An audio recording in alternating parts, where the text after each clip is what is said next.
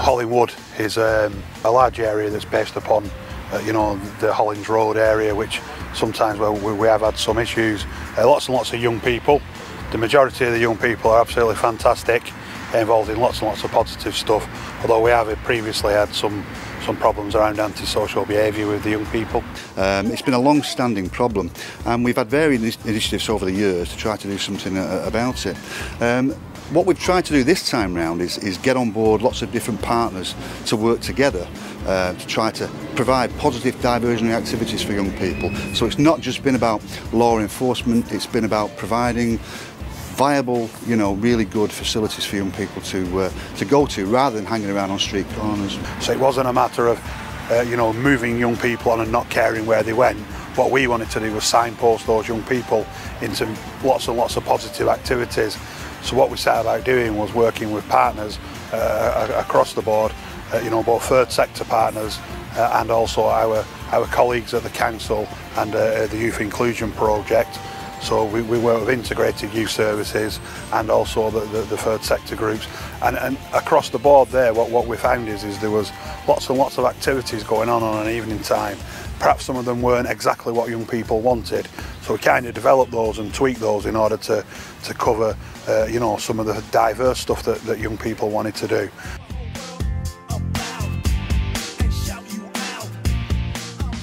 As a rule, every Thursday night we run a junior nail bar slash hip hop workshops, which it's all based around the urban arts.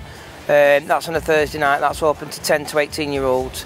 That's from 7 till 10 o'clock every Thursday night. We do football. As you can see, we're doing football now. But we do football on Fridays. We do it Saturday mornings. We have 11-a-side matches. We do detached youth work, youth clubs, all different kind of things really. One of the things that we do, you see, we've got the hoodies on. What we do with the young people is we encourage them to volunteer to do social action and gardening and jobs around this estate for the older residents. And what they do is when they've done that, they'll gain themselves a hoodie. So it's kind of making hoodies positive. So the young person will get involved, and as a reward, they'll get a hoodie to take home with them, a Street Link hoodie. So yeah, it's definitely a more positive vibe in this community for the young people. I've been helping out with the gardening. There's a lot of elderly people around here, so I help them with Lee. And it's all sorts really. We just like interact with other people and help them out in ways that we can. The young people are beginning to realise that it's not just about sitting on a street corner getting drunk or sitting in someone's house getting stoned.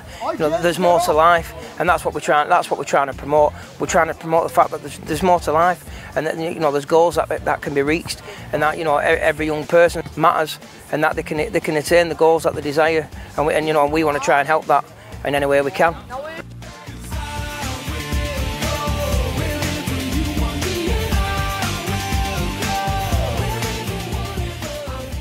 The activities that we provide are, for example, now at Limeside we provide something on a Friday night which starts at 5 o'clock, finishes about 9 o'clock. We work with some of the younger end of the group, which is as young as 8, and then we open the senior youth club again. It's giving them a space where they can basically offload, let some steam off and stuff like that before they go home.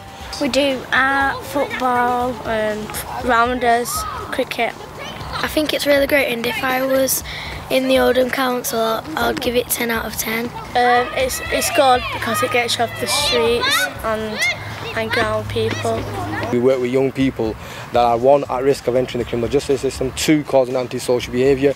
Them are our main two key points, but more than anything else, it's trying to keep young people free from what they shouldn't be getting involved with, but might seem normal to them. Making young people understand that, look, how your action is actually impacting on the wider community where you live in. Some of these young people that we're currently working with, again on the Hollins Road and Limeside, are quite high on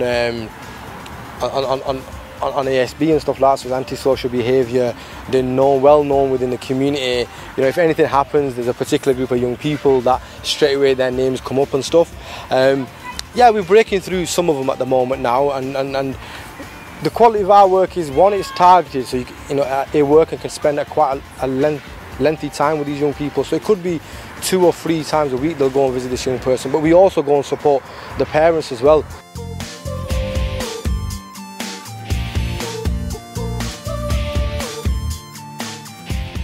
We are trying to attract kids that are not normally within their homes at night. They're usually out and about in the street, and I think if you speak to a lot of young people that the Eden bus sees, the kids that have got themselves involved in getting into trouble, they're hanging around in gangs, and actually they just get bored and find stuff to do. So what we do with the Eden bus really is to offer them an alternative, just other things to do that they'll enjoy. One thing we've got is a huge parachute that the kids love just getting involved with. We might organise a game of football, we might play rounders, we might do all sorts of outdoor activity, we might do craft things on the bus, whatever it is where young people can get together and interact with the adults that are on the bus, we do it.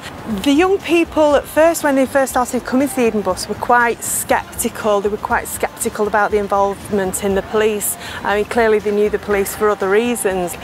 We can certainly see a difference in the young people and the way they interact with both us and the police. The dispersal order with a lot of people was kind of sounded as quite a negative thing, but I think it's been a really positive thing, is because the way that the police in this area have looked at it is in the way that they've really wanted to kind of flagship the kind of youth provision that there is in the area. So we've got the Eden bus, we've got Streetlink and Collier Hill that have done some amazing workshops and stuff like that. So it's really, I believe, is really enhanced the youth work, and it's communicated to young people as well that Limeside, you know, is a fantastic place to actually grow up. It's a fantastic place to have fun as well. So it's been a real positive thing.